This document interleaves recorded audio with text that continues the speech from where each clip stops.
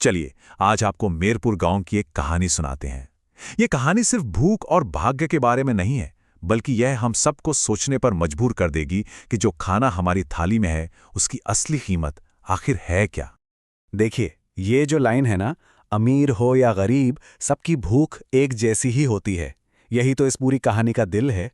बात बहुत सीधी सी लगती है ना? पर ये कितनी गहरी है, ये हमें कहानी में आगे पता चलेगा। आइए देखते हैं। तो कहानी शुरू होती है एक घर से, एक परिवार की मुश्किलों से। यहां हम मिलेंगे रमेश और उनकी बेटी मीना से, और देखेंगे कि कैसे उनकी जिंदगी की एक मजबूरी उन्हें एक ऐसे मोड़ पर ले आती है जहां से सब कुछ बदलने वाला था। जरा सोचकर देखिए उस घर का हाल। कमाने वाला एक ही इंसान, रमेश, और वो भी अब बिस्तर पर। एक टांग टूट गई, और उस टूटी टांग का सीधा मतलब था कि अब घर का चूल्हा जलना भी मुश्किल है। मीना और उसके पिता, उनके लिए हर दिन एक ही सवाल के साथ शुरू होता था कि आज खाना कहाँ से आएगा। पर मीना वो हार मानने वालों में से नहीं थी, बिल्कुल नहीं। उसने हिम्मत जुटाई, फैसला किया कि वो अपने परिवार के लिए कुछ करेगी। और जानते हैं, यही हिम्मत भरा फैसला उसे कहाँ ले गया? सीधा गांव के सबसे अमीर आदमी मुखिया रामलाल के दरवाजे पर। और यहीं से दो अलग अलग दुनियाओं का टकराव शुरू होता है। एक तरफ मीना की दुनिया है, जहां एक एक रोटी की कीमत है, और दूसरी तरफ है वो दुनिया जिसमें वो अब कदम रखने जा रही थी। एक ऐसी दुनिया जहां किसी चीज की कोई कमी नहीं थी। ये देखिए, ये फर्क साफ नजर आता है। एक तरफ है मीना का खाना, 2 रोटियां और नमक, वो भी वो अपने पिता को दे देती है और खुद पानी पीकर सो जाती है। और दूसरी तरफ गोपाल की दावत, तरह तरह के पकवान, इतना कि आधे से ज्यादा तो फेंक दिया जाएगा। ये सिर्फ पैसे का फर्क नहीं है, ये सोच का, खाने के सम्मान का फर्क है। और इस दूसरी दुनिया का चेहरा है गोपाल, मुखिया रामलाल का लाडला बिगड़ा हुआ बेटा। उसके लिए खाना क्या है?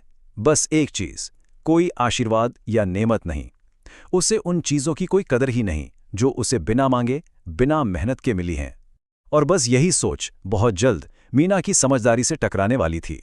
तो अब कहानी उस मोड़ पर आ पहुंचती है जिसका हमें इंतजार था। वो पल जब मीना और गोपाल आमने सामने होंगे। यहां मीना के संस्कार और गोपाल का घमंड टकराएंगे, और इसका नतीजा मीना के लिए बिल्कुल अच्छा नहीं होगा। ये सब ले जाओ यहां से, जो बचा है कुत्ते को दे देना।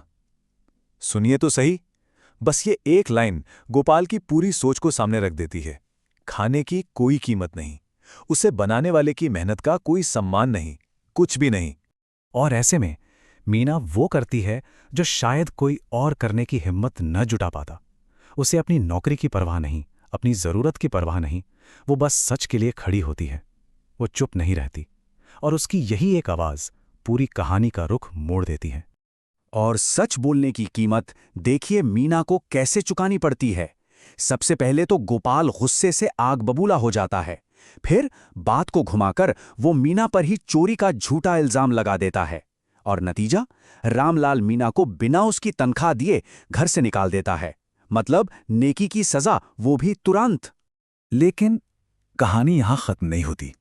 असल में यहां से तो कहानी में एक जबरदस्त मोड़ आता है, जिसे कहते हैं ना, किस्मत का पहिया घूमना। बस वही होने वाला था। कहते हैं ना, ऊपर वाला किसी न किसी रूप में मदद भेज ही देता है। मीना के लिए वो रूप बनकर आई उसकी स्कूल की टीचर।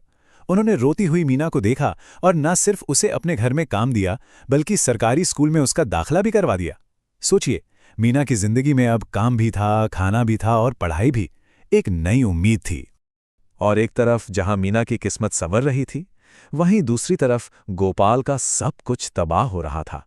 उसके पिता रामलाल अपनी बेईमानी के चक्कर में गिरफ्तार हो गए। सारी जमीन जायदाद, सब कुछ पुलिस ने जब्त कर लिया। जो लड़का कल तक खाना फेंका करता था, आज वो सड़क पर आ गया था, अकेला और कंगाल। और अब कहानी अपने सबसे अहम मोड़ पर है, अपने अंजाम पर। कई साल बीत जाते हैं, और फिर एक दिन मीना और गोपाल फिर एक दूसरे के सामने आते हैं। लेकिन इस बार हालात पहले जैसे बिल्कुल नहीं थे। जमीन आसमान का फर्क था। अब गोपाल को पता चल रहा था कि भूख क्या होती है। वही भूख जिसका उसने कभी मजाक उड़ाया था। वो हर दरवाजे पर जाता है, गिड़गिड़ाता है, लेकिन हर कोई उसे भगा देता है। आज वो सच में अकेला था, भूख से तड़प रहा था। और फिर मीना उसे देखती है। सोचिए मीना के मन में क्या चल रहा होगा। वो चाहती तो मुंह फेर सकती थी, लेकिन उसने ऐसा नहीं किया। वो गोपाल को अपने घर ले जाती है और अपना सादा सा खाना उसके साथ बांटती है। बदला नहीं, दया, यही मीना का जवाब था। और जब गोपाल पूछता है तो मीना जो कहती है वही इस कहानी का असली सबक है। वो कहती है, मैंने तुम्हें माफ कर दिया। मैंने तुम्हें खाना इसलिए दिया क्योंकि मैं जानती हूं कि भूख क्या होती है।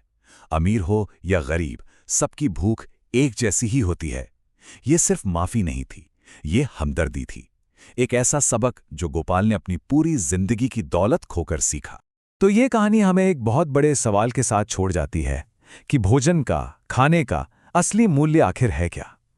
क्या वो कीमत जो हम पैसे में चुकाते हैं, या फिर जैसा मीना ने हमें दिखाया